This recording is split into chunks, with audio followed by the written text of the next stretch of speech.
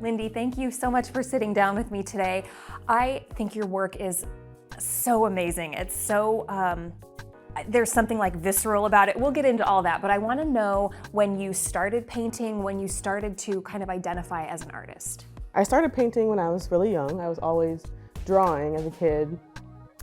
In high school, I was an artist. I was best artist of the year as a senior.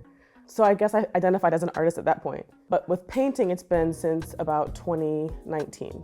I alluded to it in the beginning, but there's something, it's like kind of transcendent. I look at your work and I'm taken in. It's beautiful, but it looks so strong.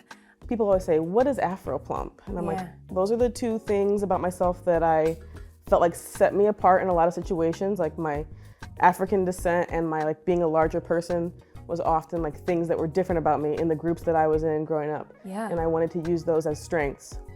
So then the art also, I think, was okay, I'm gonna be strong and do this, because it was just so scary to be putting these images on paper for me for whatever reason.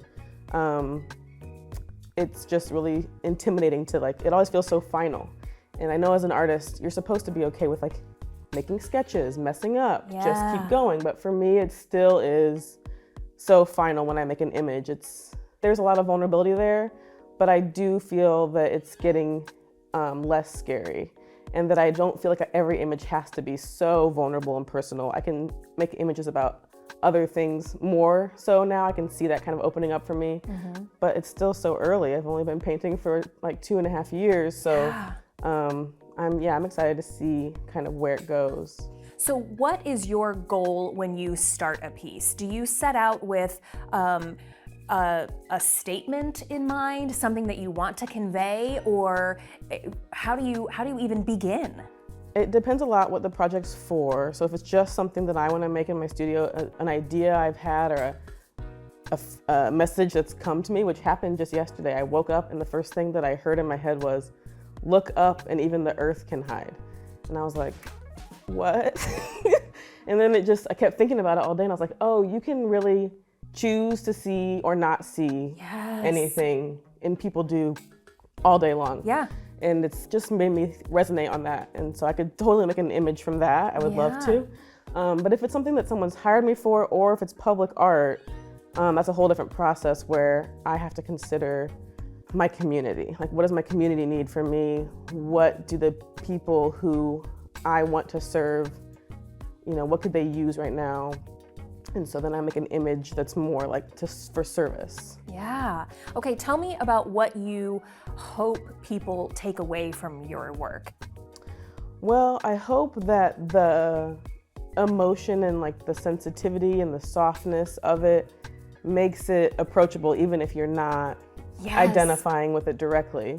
I'm so glad you said softness, because that was definitely something I identified with. I love the curves that you incorporate into your work. But I also try to as I'm, multiracial. I have white identity, I have Black identity, I have mixed identity, I have Latina identity, and it's confusing and it's a lot. And I think that my identity might be kind of a mirror of the greater identity, because we're all multiracial, as a group.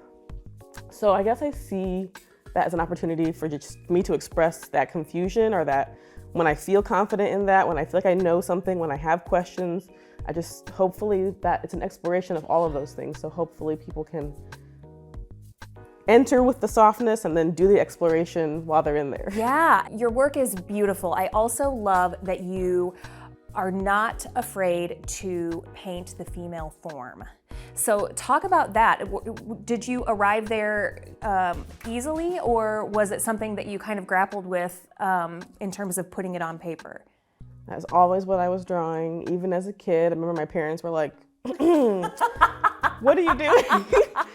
And I would hide my drawings, because I was like, this is probably not appropriate. But yeah, I remember that was always a thing. It's just what feels natural for me to draw, and what I think, what I see good, beautiful composition in, and what I feel, I want to make. And I think that translates, the beautiful composition of it. I think as women, sometimes it's hard to look at ourselves and see beauty in its natural form. And so to look at your work, I'm like, oh, wow. It makes me appreciate my body more. Is that ever the goal, or is Definitely. it? Yeah, I do hope that, because I've always struggled with my image and feeling like I didn't like my body.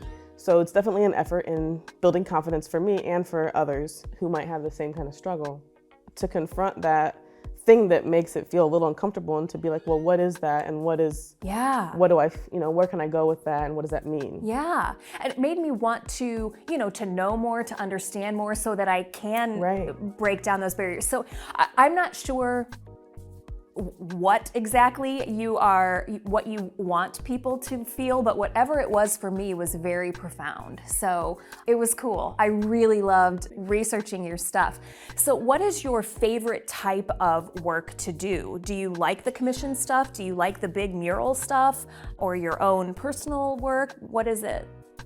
I think I like all of them, and I balance accordingly. So like if I feel like I want to be making my own work, just that nobody might ever want, just for myself, I'm able to do that as long as I have balanced enough murals for the year to be able to afford to do that, because that's really, for so far, where I have found the most income opportunity. And I love to do public art too, because it gives me the opportunity to, try to speak for the public and like make a meaningful message. Yeah. And then commissions, I do less commissions, but I have done some, and I do them when I feel like, oh, you know what? I need some money right now, and somebody wants a painting. And there's somebody that I want to make a painting for, and what they want is something that I want to make. There's just a lot of balancing, but it's good to have all those different options. And then now with the studio, another level is creating a space for other artists to make work. So that's what I see as part of my work now too, because I have 3 artists coming in next month for residency, and it's important for me to like create space for people to make art as well, because there isn't a lot of places in Fort Wayne for people to have a studio.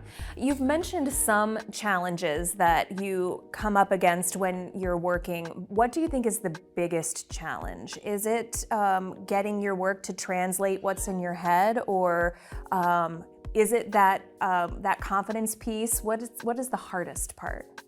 I guess the hardest part has been creating my visual language. I think it's really important to have something about your work that when people look at it, they know it's yours, and not just a naked woman. Like, it has to be more than that. So like really like the way you put the paint on the paper and the way you design the composition. I want to be consistent in those ways. So even if I'm, painting a car, which would be really hard, but to be able to still be recognizable as the artist that I am. People often say that they could spot my work anywhere, and I think that's a great compliment. And I'm not sure if it's true, but I think I think it is. I think like it's getting to the point where it has a clear language and a clear perspective that I'm communicating the way I want to. Yeah. Tell me how when you start a piece, do you have the image in your head first and then get it on to paper, or are you sort of letting it happen? How does that work? See, I wish I could let it happen, but I definitely get the image in my head, do a sketch, do it again, get it all balanced correctly on the page, change things, and then I'll go and put it onto a canvas. So, and doing murals has made that even more of my way of doing it, because you have to really have a clear design before you go put anything on a wall. And people use a grid to transfer, and it's very calculated. So that's also happening in my studio work as well. That's so funny that you are calculated, because when I see your work again, it's so, it's just, it looks more natural than that. The curves, it just feels so organic that it's interesting that in your head it's so much more calculated than that. Yeah. What's the best part of being a painter?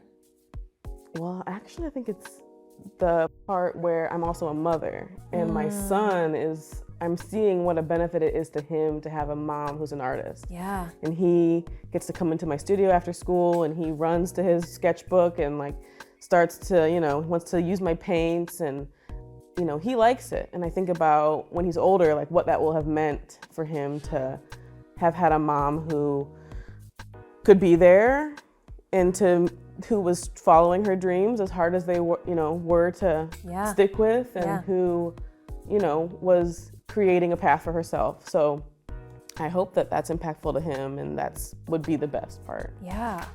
What has being an artist taught you about yourself?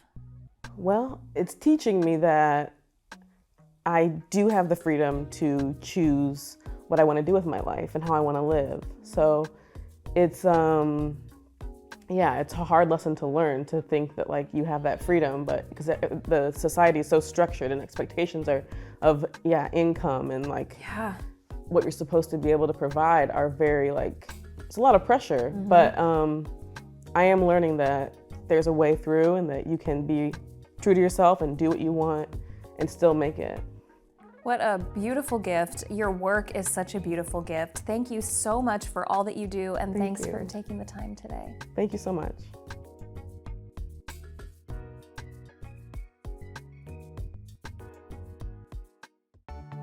Arts in Focus on PBS Fort Wayne is funded in part by